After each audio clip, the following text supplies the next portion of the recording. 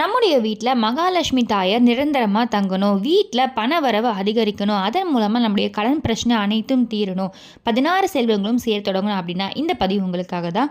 இந்த போகி பண்டிகை அன்று கற்பூரத்தோடு இந்த ஒரு பொருளை மட்டும் எரியுங்கள். உங்களுடைய அனைத்து விதமான கடனும் அடையும், பணமும் சேர தொடங்க ஆரம்பிக்கும். பிறக்கின்ற தை மாதம், தை பிறந்தால் வழி பிறக்கும்னு சொல்லுவாங்க.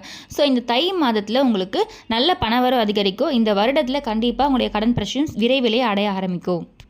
அது மட்டும் இல்லாமல் இந்த போகி பண்டிகை அன்று பௌர்ணமியும் இருக்குது. ஸோ நிறைந்த பௌர்ணமி நம்ம பிரபஞ்சத்தில் நேர்மறை ஆற்றல் அதிகமாக இருக்கக்கூடிய நாட்களில் இந்த மாதிரி நீங்கள் கற்பூரத்தோடு எரிக்கும் பொழுது கண்டிப்பாக அந்த வேண்டுதல் உங்களுக்கு 100% நடக்க ஆரம்பிக்கும். ஸோ பௌர்ணமியும் போகி பண்டிகையும் சேர்ந்து வந்திருக்க இந்த நாளை தவற விடாதீங்க.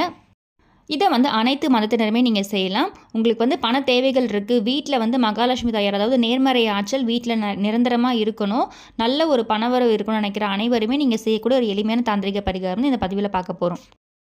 அதுக்கு முன்னாடி இது வரைக்கும் பிரீத்திஸ் ரெமெடி சேனலை சப்ஸ்கிரைப் பண்ணாத ஃபர்ஸ்ட் டைம் பார்க்குறீங்க அப்படின்னா மறக்காமல் சேனலை சப்ஸ்கிரைப் பண்ணிக்கோங்க. பக்கத்தில் இருக்க பெல் ஐக்கானை கிளிக் பண்ணிக்கோங்க. ஸோ நம்ம போகிற ஆன்மீக தகவல்கள் நீங்கள் மிஸ் பண்ணாமல் பார்க்கல நோட்டிஃபிகேஷன்ஸ் வரும்.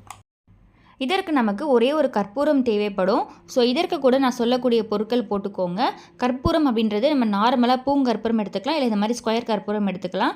அகல் விளக்கு எடுத்துக்கோங்க, ஆல்ரெடி பயன்படுத்தியிருந்தாலும் ஓகே, அதே அகல் விளக்கு எடுத்துக்கலாம், புதியதாகவும் நீங்கள் எடுத்துக்கலாம், உங்களுடைய விருப்பம் தான். அப்படி அகல் விளக்கு இல்லைன்றவங்க நார்மலாக சின்னதாக ஏதாச்சும் தட்டு எடுத்துக்கோங்க. வீட்டில் நீங்கள் கற்பூர ஆரத்தி காமிக்கக்கூடிய, தூப ஆரத்தி காமிக்கக்கூடிய எந்த பொருட்களும் நீங்கள் பயன்படுத்திக்கலாம்.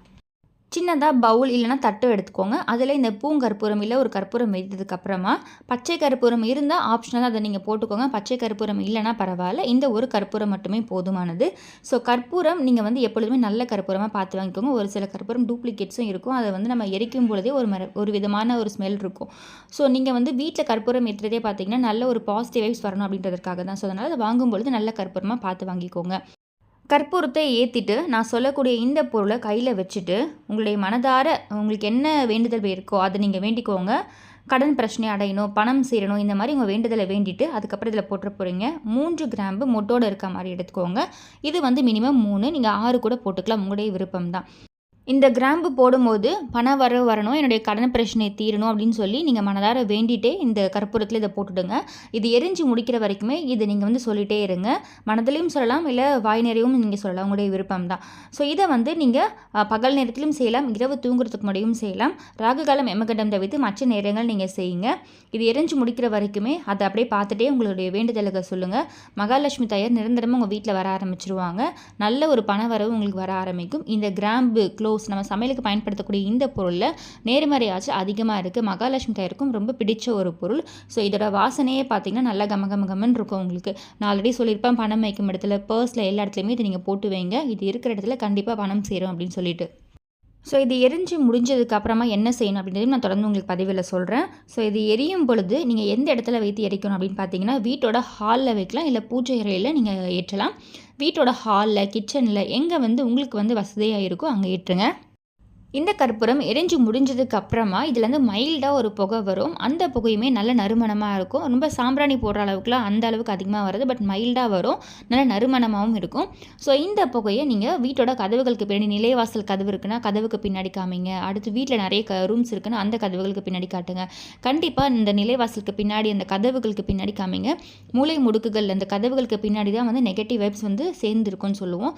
ஸோ அந்த நெகட்டிவ் வைப்ஸை ரிமூவ் பண்ணுறதுக்காக தான் இது. அதே மாதிரி நல்ல ஒரு பாசிட்டிவ் வைப்ஸ், நேர்மறை ஆற்றல் வீட்டில் கொடுக்கக்கூடிய ஒரு நல்ல ஒரு நறுமணம் இதுலேருந்து வரும்.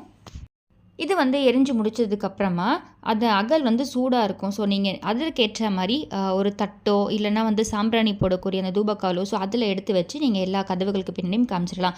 இது பகல் நேரத்தில் செய்த எல்லா கதவுகளுக்கு பின்னாடி காமிங்க. இன்கேஸ் நீங்கள் தூங்குறதுக்கு முன்னாடி இரவு நேரத்தில் செய்கிறீங்க, ஒரு 10-11 மணிக்கு மேலே செய்கிறீங்க, எல்லாருமே தூங்கிட்டாங்க, அப்போ நான் டிஸ்டர்ப் பண்ண முடியாது அப்படின்னு நினைக்கிறவங்க நீங்கள் ஜஸ்ட்டு ஹாலில் இல்லை கிச்சனில் எங்கே இதை ஏற்றுறீங்களோ அது எரிஞ்சு முடிக்கிற வரைக்கும் உங்கள் வேண்டுதலை சொல்லி முடிச்சுட்டு அதுக்கப்புறமா அதை அப்படியே எடுத்து ஓரமாக வச்சுருங்க.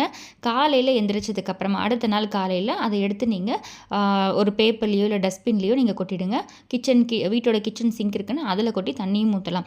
ஸோ இந்த மாதிரி நீங்கள் செய்யலாம். அப்படிலாம் மரத்துக்கடியில் வீட்டில் தொட்டி இருக்குன்னா அந்த மண்பாங்கான இடத்துல, ஸோ இந்த மாதிரி நீங்கள் இதை போடலாம். ஸோ இது அப்படியே இருக்கட்டும்.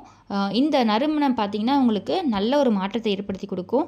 வீட்டில் நம்ம இந்த போகி பண்டிகை, இந்த பிரபஞ்சத்தில் நேர்மறை ஆற்றல் நிரம்பி இருக்கக்கூடிய இந்த பௌர்ணமி நாட்கள் இதை செய்யும் பொழுது கண்டிப்பாக நல்ல மாற்றம் வீட்டில் ஏற்பட ஆரம்பிக்கும். உங்களுடைய கடன் பிரச்சனை அனைத்தும் தீர ஆரம்பிக்கும்.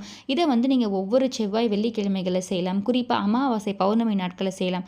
இந்த அமாவாசை பௌர்ணமி நாட்களில் தான் பிரபஞ்சத்தில் நேர்மறை ஆற்றல் அதிகமாக இருக்கும். ஸோ நீங்கள் என்ன கேட்குறீங்களோ அது கண்டிப்பாக உங்களுக்கு நடக்கக்கூடிய ஒரு சக்தி வாய்ந்த நாள்னு சொல்லலாம். இந்த பௌர்ணமியில் போகி பண்டிகையும் சேர்ந்து வந்திருக்கிறதுனால நம்மளுடைய அனைத்து விதமான தீயதையும் கழிந்து நல்ல நல்ல விஷயங்கள் நமக்கு லைஃப்பில் நடக்கணும், நல்ல மாற்றம் ஏற்படணும் வேண்டி இதை நீங்கள் செய்யலாம். ஒவ்வொரு வாரமும் நீங்கள் செய்யலாம். ஒவ்வொரு வாரம் வெள்ளிக்கிழமை செய்யலாம். இல்லை தினமும் இரவு தூங்கறதுக்கு முன்னாடி செய்யலாம். ஒரு 15 நாள் நீங்கள் தொடர்ந்து இதை நீங்கள் செய்யலாம். ஸோ இந்த மாதிரி செய்யும் பொழுது விரைவிலேயே உங்களுக்கு நல்ல மாற்றம் தெரிய ஆரம்பிக்கும். ஸோ இப்போ இதுலேருந்து மைல்டாக ஒரு புகை வருது பாருங்கள். இந்த புகை பார்த்திங்கன்னா நல்ல நம்ம கோவிலுக்கெல்லாம் போனால் ஓமம் செய்திருந்தால் எப்படி ஒரு நல்ல ஒரு நறுமணம் இருக்குமோ அதே மாதிரி மைல்டாக நல்ல வாசனையாக இருக்கும். இந்த கிராம்பு மகாலட்சுமி தாயாருக்கு உரியதுன்னு சொல்லியிருக்கேன். அதே மாதிரி பெருமாளுக்கும் பிடித்த ஒரு பொருள். ஸோ நமக்கு வந்து பண வரவு வரணும், நம்மக்கிட்ட நல்ல மாற்றம் ஏற்படணும் அப்படின்னா இதை மட்டும் செஞ்சுட்டு நம்ம சும்மா வெயிட் பண்ணக்கூடாது. நம்மளோட உழைப்பை கண்டிப்பாக போடணும். நம்ம வேலைகள் நம்ம தொடர்ந்து செய்யணும். அதில் இருக்கக்கூடிய தடைகள் எல்லாமே நீங்க ஆரம்பிக்கும். ஸோ அதில் ஒரு 100% இல்லை 200% வெற்றி கூட நமக்கு கிடைக்க ஆரம்பிக்கும். ஸோ தடைகள் எல்லாமே நீங்கி கடன் பிரச்சனையை அடையணும், பண வரவு வரணும்னா நம்ம சும்மா இருக்கக்கூடாது.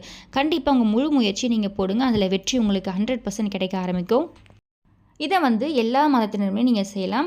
கற்பூரம், கிராம்பு மட்டும் தான் நம்ம எரிக்க போகிறோம். ஸோ இதற்கு கூட பச்சை கற்பூரம் முடிந்தால் நீங்கள் பச்சை கற்பூரம் ஆட் பண்ணலாம். ஸோ எளிமையாக செய்யக்கூடிய இந்த விஷயம் கண்டிப்பாக உங்கள் வாழ்க்கையில் நல்ல மாற்றத்தை ஏற்படுத்தி கொடுக்கும்.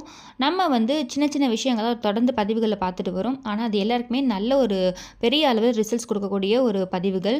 ஸோ அது எல்லாமே கண்டிப்பாக உங்களுக்கு யூஸ்ஃபுல்லாக இருக்கும்னு நினைக்கிறேன். அதே மாதிரி இந்த பதிவு உங்களுக்கு பிடிச்சிருக்கு, இந்த பதிவு யூஸ்ஃபுல்லாக இருக்குன்னா கண்டிப்பாக கமெண்ட் பாக்ஸில் கமெண்ட் பண்ணுங்கள்.